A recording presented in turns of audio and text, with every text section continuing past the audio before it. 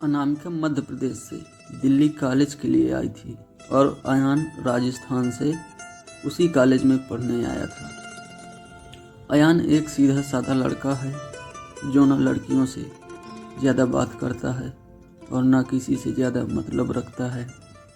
अयान की यह बात अनामिका को बहुत अच्छी लगती है और वह किसी न किसी बहाने से अयान से बात करने की कोशिश करती है। अनामिका दिखने में क्यूट लगती है। कुछ ही समय में अयान और अनामिका की दोस्ती हो जाती है। अयान धीरे धीरे अनामिका को पसंद करने लगता है। दोनों दिन भर कॉलेज में बातें करते अपने हर लाइफ डिसलाइक को शेयर करते हैं और कुछ समय में बहुत अच्छे दोस्त बन जाते हैं। अयान की लाइफ में पहले कभी कोई लड़की आई नहीं थी, जबकि अनामिका के पहले दोस्त थे और वह सबसे बात करती है। अयान को यह पसंद नहीं था। एक दिन बातों ही बातों में अयान अनामिका को अपने दिल की बात बता देता है। अनामिका को उससे एक दिन का वक्त मांगती है और कहती है, मैं कल तुम्हें इसका जवाब दूंगी। अनामिका सोचती है, जब अयान कॉलेज पढ़ने आया था तब वह सिर्फ पढ़ाई पर ध्यान देता था, पर अब वह पूरा ध्यान मुझ पर रहता है। अगर मैं इसकी गर्लफ्रेंड बन जाऊंगी तो यह पढ़ाई भूल जाएगा और मुझ में ही लगा रहेगा। यही सब ख्याल अनामिका के मन में होते हैं और दूसरे दिन अनामिका अयान को मना कर देती है और कहती है, मैं तो तुम्हें बस अपना दोस्त समझती हूँ, इससे ज़्यादा कुछ नहीं। मैं यहाँ पढ़ने आई हूँ और कुछ करने नहीं। तुम चाहो तो मेरे दोस्त रह सकते हो। अयान दोस्ती के लिए मना कर देता है और अनामिका को बहुत कुछ समझाता है, लेकिन अनामिका कुछ नहीं सुनती। अयान को यह बात बुरी लगती है और वह अनामिका से बात करना बंद कर देता है। कुछ दिन कॉलेज भी नहीं आता। अब अनामिका को भूल कर पूरा ध्यान पढ़ाई में लगाता है और न किसी से ज़्यादा बात करता और न मतलब रख। देखते ही देखते कॉलेज बीत जाता है और सब अलग अलग हो जाते हैं। अयान कॉलेज में टॉप कर जाता है और सबसे पहले नौकरी पा लेता है। 2-3 साल बीत जाने अयान को अनामिका का पता रहता है, न अनामिका को अयान का कुछ पता रहता है। अयान अपनी कंपनी छोड़कर एक नई कंपनी में ज्वाइन करता है, जिसमें उसकी पोस्ट पहले से बहुत अच्छी और पगार दुगनी रहती है। जब अयान पहले दिन ऑफिस जाता है तो उसे पता चलता है अनामिका इस ऑफिस में उसकी जूनियर है और वह उस पर बिल्कुल भी ध्यान नहीं देता और काम में ही लगा रहता है।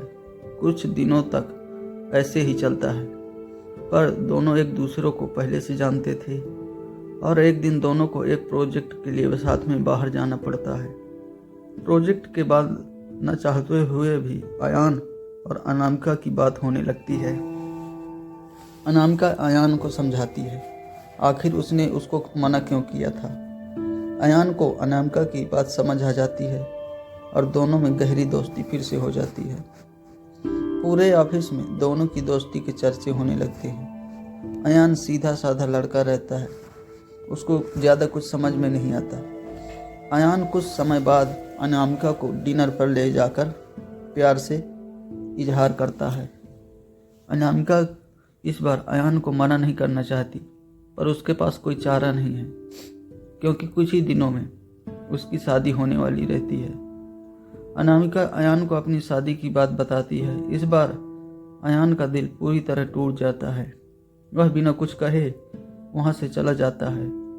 अनामिका रात में सोचती है कि अयान से अच्छा लड़का मुझे कभी नहीं मिलेगा। वह फैसले करती है कि कल अयान को हाँ कर दूंगी और मम्मी पापा को अयान से शादी करने के लिए मना लूंगी।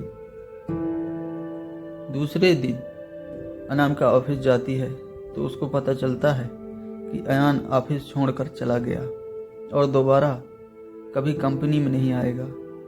जाते जाते अयान अनामिका को एक खत लिख जाता है, जिस दिन मैंने तुम्हें देखा था उसी दिन से मैं तुमसे प्यार करता हूँ। मैं तुम्हें ज़िंदगी में कभी नहीं भूल पाऊँगा। तुम खुश रहो, जहाँ भी जिसके भी साथ रहो खुश रहो। अब इस जीवन में इस दर्द के साथ ही जिंदा रहूँगा।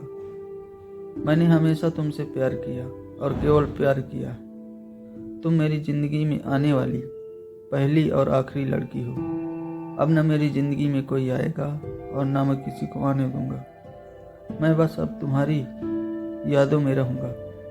आज के बाद पूरी ज़िंदगी में तुम्हें कभी अपनी शक्ल नहीं दिखाऊंगा।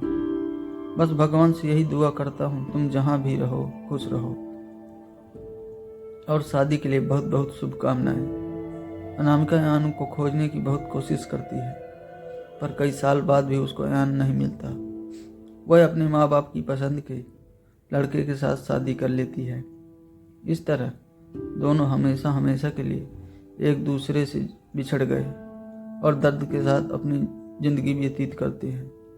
दोस्तों, आपको हमारी सैड स्टोरी कैसी लगी हमें कमेंट करके ज़रूर बताएं। धन्यवाद।